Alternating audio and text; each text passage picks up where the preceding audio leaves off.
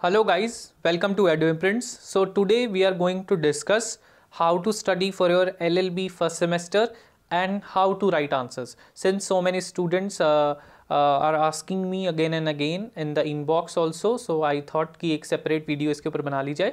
So आप देखिए, आप सबसे पहले आपके पास FDU में जैसे पढ़ रहे हैं तो आपके पास एक केसमेट आपको दिया गया है, ठीक है. नहीं दिया गया है तो आप फिर जो भी है आप उसे डाउनलोड कर लीजिए फ्रॉम द साइट, ठीक है. तो आपको क्या देखना है, उसके कंटेंट को देखना है सबसे पहले. तो जैसे आप सपोज एक कॉन्ट्रैक्ट का उठा रहे हैं तो आपका पहला चैप्टर जो भी है, जैसे सपोज ऑफर पर है ये, तो ऑफर के अंदर आपके ऊपर सेक्शंस लिखे होंगे, तो उन सेक्शंस को सबसे पहले from the bare act read करिए. और maybe you are taking classes, और सपोज आपने क्लासेस नहीं अटेंड करी हैं तो आप क्या करिए, फ्रॉम द यूट्यूब और आप refer some videos on that sections, clear that sections, ठीक है. उनकी अंडरस्टैंडिंग होनी चाहिए. जो बेयर एक्ट है इज़ वेरी एसेंशियल, और उनके जो नीचे कमेंट्स होते हैं वो भी बड़े ज़रूरी हैं. और मोस्टली जो नीचे कमेंट्स हैं और जो वही केसेस आपके उसमें जो हमारी केसमेट है उसमें भी मेंशन है, तो उनको तो बड़े अच्छे तरीके से आपने समझना है कि उसमें क्या कॉन्सेप्ट इन्वॉल्व है. बिकॉज जो आपके केसमेट में जो क्वेश्चंस हैं उन्हीं के बेसिस के ऊपर you will have questions on in your exam, ठीक है. और जो एक प्रॉब्लम बेस्ड क्वेश्चंस होंगे उसके अंदर आपको सॉल्यूशन बताना, डिसाइड करना होगा, ठीक है. तो वो इस तरीके से आप रीड करिए. अब आपको क्या पढ़ना है, देखिए आप उसके अंदर से बेयर एक्ट तो आपने पढ़ना है, दैट इज़ वेरी एसेंशियल. कहीं से भी पढ़ें मगर बेयर एक्ट को ज़रूर पढ़ें, ठीक है. उसके साथ साथ आपने क्या करना है कि आप जो भी केसेस हैं, आप देखिए, आप चाहें तो आप अपने पास, आपके पास सफिशिएंट टाइम है, आपको लग रहा है कि आप जो केसमेट है उसको रीड कर सकते हैं, तो दैट इज़ वेरी गुड, ठीक है. उसको केसमेट को रीड करिए. अदरवाइज जैसे कि अब इतना टाइम नहीं है तो अकॉर्डिंग टू मी आप क्या करिए कि आप जो छोटे मोटे केसेस हैं जो बहुत शॉर्ट में लिखे हैं उसको आप केसमेट से पढ़ लीजिए. और आपके कुछ टीचर्स ने सपोज़ आपको इंपॉर्टेंट पैराग्राफ्स मार्क कराए हैं तो वो भी बहुत अच्छा है, आप उनको बड़े ध्यान से रीड करिए, ठीक है. अदरवाइज़ आप जो दुक्कीज़ हैं वो ख़रीद सकते हैं, ठीक है, from the any you can purchase also online, ठीक है. तो ऑनलाइन आप खरीद सकते हैं, जैन की भी खरीद सकते हैं, सिंगल सी भी खरीद सकते हैं, दोनों ही बहुत अच्छी हैं फॉर द फर्स्ट सेमेस्टर, ठीक है. इवन द टीचर्स जो हैं वो नहीं रिकमेंड करते हैं, तो आप उन दुक्कीज़ को ख़रीदिए, ठीक है. और उसमें जो पर्टिकुलर, देखिए आपको हर एक सब्जेक्ट के अंदर सिर्फ केसमेट के केसेस को ही रीड करना है फ्रॉम द दुक्की, ठीक है. दुक्की में बहुत सारे केसेस हैं. अल्टीमेटली आपके पास टाइम है, एक बार रीडिंग ले लीजिए आप फॉर द अंडरस्टैंडिंग, कि एक हॉलिस्टिक आपको पता लगे कि क्या टॉपिक है. मगर आपको क्या करना है, फिर वही टॉपिक को रीड करिए, सेक्शंस को रीड करिए, उसे इंग्रेडिएंट्स को रीड करिए, जो भी अलग कॉन्सेप्ट है दुक्की में वो मेंशन है. उसके बाद अपने जो केसेस हैं उनके ऊपर ही फोकस करिए जो ज़्यादा आपके हमारे केसमेट में है, ठीक है. अच्छा, उनको मार्क कर लीजिए. दुक्की के अंदर भी इवन मार्क कर लीजिए कि ये जो केस है पेपर में आता है तो मैंने कौन कौन सी चीज़ मार्क करनी है, ठीक है. जैसे कि आप you will have an open book examination, तो आप सब कुछ पहले से तैयार रखेंगे तो आपका जल्दी से और अच्छे से पेपर होगा, ठीक है. तो आप मार्क कर लीजिए कि कौन कौन सी चीज़ें आप लिखेंगे, ठीक है. और उससे अच्छा है कि आप एक ब्लूप्रिंट भी तैयार कर लीजिए कि ऑफर के ऊपर क्वेश्चन आएगा तो मैंने कैसे उसको अटेम्प्ट करना है, ठीक है. तो वो भी आपके लिए बहुत बेस्ट होगा. अब आपका आ जाता है कि हाउ टू राइट आंसर्स, ठीक है.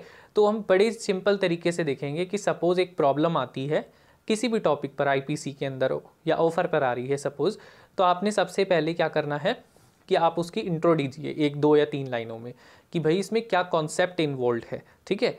तो आप मैंने कुछ कई बार ऐसे भी करा है कि जो सपोज़ एक प्रॉब्लम दी हुई है तो मैंने उस प्रॉब्लम का, जैसे सपोज़ केसेस के अंदर लीगल इशू होते हैं, तो आप उस प्रॉब्लम को जो आपके क्वेश्चन पेपर में दी हुई है उस प्रॉब्लम को देखिए और उसमें देखिए कि what is the legal question जिसको आपने डिसाइड करना है उस प्रॉब्लम के अंदर जो आपके क्वेश्चन पेपर में मेंशन है, ठीक है. तो आप सबसे पहले थोड़ा सा एक लाइन में लिखिए कि भाई जनरल ऑफेंस से रिलेटेड है, फिर ये लिखिए कि legal question involve in the problem, in question problem, ठीक है. तो आप लिखिए कि ये प्रॉब्लम है, ठीक है. तो सपोज जैसे लालमन शुक्ला वर्सेस गौरी दत्त का केस है, ठीक है. तो उसके अंदर आपको पता है कि जो एक पर्सन है वो एक सर्वेंट है, वो चला जाता है, ठीक है, अपने जो उसका मालिक होता है उसको भेजता है कि अपने मेरे लड़के को देख के आइए, और पीछे से वो एडवर्टीजमेंट निकाल देता है कि भाई वो यहाँ पर कि जो भी पर्सन ढूंढेगा तो मैं उसे इतने रुपए दूंगा, मगर उसे इस चीज़ के बारे में पता ही नहीं होता है। ठीक है, तो क्या वो जो असली में वो जो ऑफ़र था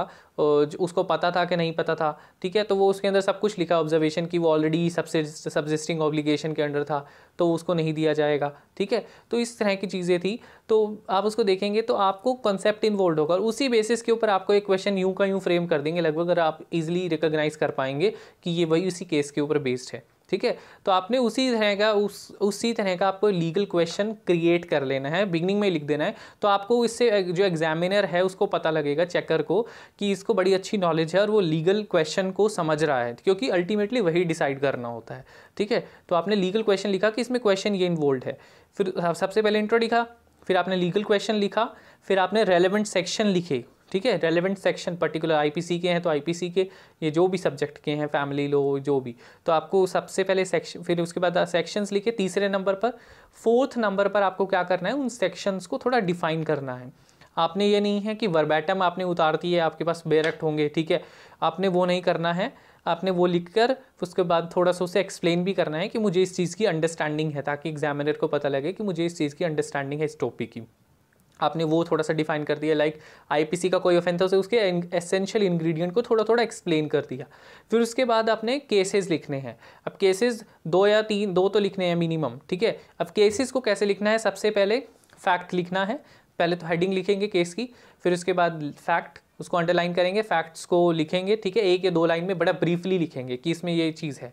फिर उसके बाद हमारा इशू, लीगल इशू क्या है उस केस के अंदर, उसको लिखेंगे। फिर कॉन्टेंशंस भी लिख सकते हैं, आपको लगता है कि आप आसानी से पेपर को कवर कर पाएंगे, अदरवाइज कॉन्टेंशंस ना लिखिएगा तो कर पाएंगे तो बहुत अच्छी बात है, कॉन्टेंशन लिखिए। ठीक है, कई बार बहुत इंपॉर्टेंट केसेस होते हैं, जैसे कार्बोलिक वाला केस है कॉन्ट्रैक्ट में, तो उसमें कॉन्टेंशन बहुत ज़रूरी है, क्योंकि कंपनी ऐसे ऐसे कह रही है और उस एक एक कॉन्टेंशन को जवाब दिया है जजमेंट में जजेस ने, तो एक एक चीज़ को नकारा है, तो इस तरीके से उनकी कॉन्टेंशन लिखना बहुत ज़रूरी है उस केस के अंदर। सिमिलरली आप इजीली रिकॉग्नाइज कर पाएंगे कि किस किस के अंदर आपको कॉन्टेंशन लिखना ज़रूरी है, तो कॉन्टेंशन लिखिए। फिर उसके बाद ऑब्जर्वेशन लिखिए, मेन जो इंपॉर्टेंट है, जो इंपॉर्टेंट आपको उस टॉपिक को कवर कर रही है, जो आपके क्वेश्चन में दिया गया है उसको एड्रेस कर रही है, वही ऑब्जर्वेशन तो इंपॉर्टेंट है। अदरवाइज कई बार स्टूडेंट्स क्या होता है कि इररेलेवेंट ऑब्जर्वेशन लिख देते हैं और जो लिखना होता है वो नहीं लिखते हैं, तो उस ऑब्जर्वेशन को लिखिए। और लास्ट में जो जजमेंट उस केस के अंदर हेल्ड दिया गया है, जो हमारी जजमेंट दी गई है। सिमिलरली सेकंड केस भी ऐसे लिखिए, 3 केस आते हैं तो आप 3 लिखिए। ठीक है, या आप ऐसे भी कर सकते हैं 2 केसेस को बड़ा डिटेल में लिखिए और तीसरे की सिर्फ जजमेंट लिख लीजिए, आपके पास टाइम नहीं है तो। फिर लास्ट में आपने क्या करना है, बिल्कुल कंक्लूजन में, कि on the basis of this law and on the basis of this judgement, तो उस ऑब्जर्वेशन में से ही अपनी लाइनें उठाइए उस जजमेंट की, कि भाई ये डिसीजन इसलिए है बिकॉज ये रीजंस हैं। ठीक है, तो कई बार आप नहीं दे पाते हैं कि क्या रीज़न है, तो उस ऑब्जर्वेशन में से ही सिमिलर लाइंस उठाइए, उसको थोड़ा सा बोल्ड करके अपनी लैंग्वेज में लिखिए कि ये रीज़न है इसलिए ये डिसीजन है। सो दिस इज़ अबाउट कि आपने किस तरीके से आंसर राइटिंग को करना है इन द पेपर। ठीक है, और आप ये ना देखिए कि आपने कितने पेजेस भरने हैं। ठीक है, पेजेस को नहीं देखना, कि आप कितना अच्छे तरीके से टॉपिक को कवर कर रहे हैं, क्वेश्चन को, पेपर को एड्रेस कर रहे हैं। ठीक है, so please do this and still if you have any doubt you can ask in the comment section. So thank you so much, have a nice day.